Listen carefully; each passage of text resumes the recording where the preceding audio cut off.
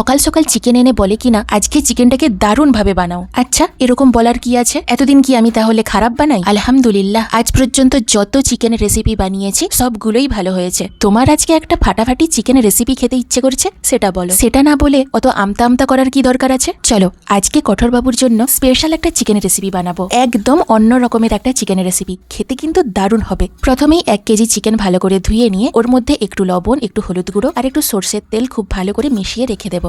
এরপর একটা কড়াইতে একটু সাদা তেল, একটু সর্ষের তেল নিয়ে নিয়েছি। তেলটা গরম হয়ে গেলে 1/2 কাপের মতো পেঁয়াজ কুচি ভেজে তুলে নেব। এরপর ওই তেলে লবণ আর হলুদ মাখিয়ে রাখা চিকেনটাকে দিয়ে বেশ কিছুক্ষণ ধরে নেড়েচেড়ে ভেজে নেব। চিকেনটা কিছুটা ভাজা হয়ে এলে এর মধ্যে দিয়ে দেবো 2 টেবিল চামচ আদা রসুন বাটা। আদা রসুন বাটা দিয়ে চিকেনটাকে আরো কিছুক্ষণ ধরে ভেজে নেব। এরপর একটা স্পেশাল বাটা মশলা বানিয়ে নেব। এর জন্য একটু দারুচিনি, 3টি এলাচ, 2টি লবঙ্গ, একটু জয়ত্রী, একটি বড় কালো এলাচ, 4টির মতো আমন্ড, 1 টেবিল চামচের মতো কিশমিশ, জিরে গুঁড়ো, ধনে গুঁড়ো, 1 চামচের মতো চারমগজ আর 1 চামচের মতো পোস্ত দানা। তো এরপর এই সব মশলাগুলোকে মিক্সিতে দিয়ে একটু পানি দিয়ে মশলাগুলোকে মিহি করে বেটে নেব।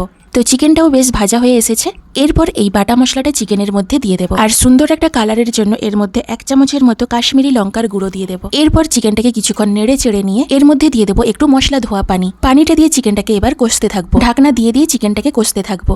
তো চিকেনটা এদিকে কষানো হোক, এদিকে দেখো কঠোরবাবু আবার মাছের ডিমও নিয়ে এসেছে। কি বলবো, ওনার শুধু খাওন আর খাওন। এই গরমে এত কিছু কে বানাই বলো তো? ওনার শখ হয়েছে আজকে পোলাও খাবে, তার সাথে হবে চিকেনের দারুণ একটা রেসিপি আর হবে মাছের ডিমের বড়া। তো মাছের ডিমটা ভালো করে ফেটিয়ে নিয়ে ওর মধ্যে একটা যে শিরা থাকে সেটাকে ফেলে দেবো। এরপর ওর মধ্যে পেঁয়াজ কুচি, কাঁচা লঙ্কা কুচি, একটু আদা রসুন বাটা, হলুদ গুঁড়ো, লঙ্কার গুঁড়ো, জিরে গুঁড়ো, ধনে গুঁড়ো দিয়ে ও হ্যাঁ আর একটু লবণ দিয়ে খুব ভালো করে মিশিয়ে নিয়ে গরম তেলে বড়ার আকারে দিয়ে ভেজে নেব। ও হ্যাঁ, এর মধ্যে একটু বেসনও দিয়েছিলাম। কঠোরবাবুকে বলছি, মন চাইলেই এটা ওটা খাবার মুখের কাছে পেয়ে যাচ্ছ, তাই বলে ভেবো না আমার কোনো চাওয়া পাওয়া নেই। যেমন আজকে ভালো মন্দ তোমাকে বানিয়ে খাওয়াচ্ছি, ঠিক তেমনি এটার পরিবর্তে আমাকে একটা বড় শপিং মলে নিয়ে গিয়ে আমাকে আমার মন পছন্দ শপিং করাতে হবে। কথাটা যেন মাথায় থাকে। ভালো মন্দ খেয়ে দিয়ে হাত মুখ মুছে নিয়ে ভুলে গেলে চলবে না। তো এদিকে দেখো চিকেনটা বেশ কিছুক্ষণ ধরে কষানো হয়ে গেছে, বেশ দারুণ একটা গন্ধ উঠেছে। এবার চিকেনের মধ্যে 1 কাপের মতো মশলা ধোয়া পানি দিয়ে দেবো। নেড়ে চেড়ে ভালো করে মিশিয়ে নিয়ে ঢাকনা দিয়ে চিকেনটাকে সুসেদ্ধ হতে দেবো।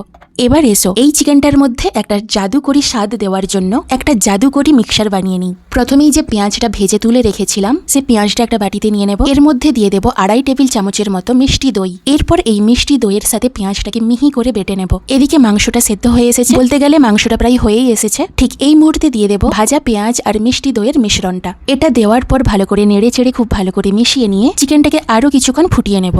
প্রায় মুরগির মাংস তোমরা টক দই দিয়ে রান্না করেছো, কিন্তু কখনো কি মিষ্টি দই দিয়ে রান্না করে দেখেছো?